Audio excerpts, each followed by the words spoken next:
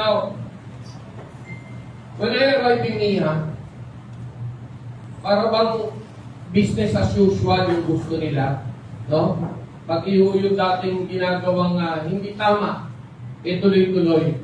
So we are forced to conduct action na magkaroon ng reorg sa loob na hindi po labag sa batas.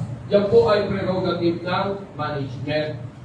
So inayos po namin, and yet, ang naging resulta po, gaya po nito, sa katutak ng pangalan nyo nandito, ito po, napakarami nito, na ikangaya, nakalagay dito na among others did not purportedly sit well with respondent and the four died causing to apply the following retaliatory tactics against them. Di ba?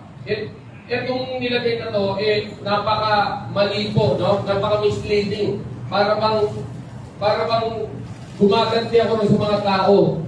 Alam niyo po yung mga nakalagay ng pangalan dito, majority po rito na-promote. Paano ko naging retaliatory yung na-promote? No po, and we can prove that sa amin pong magiging affidavit sa ombudsman. No po? Alam niyo po, kaya ho tayo umaksyon sa NIA na inaayos po natin. Dahil po nung ako po'y nakaharap ng ating Pangulong Bongbong Marcos, ipinangako po natin na within 1 year, lilinisin po natin ang NIA. Lilinisin in a sense na lahat po ay wala ng korupsyon.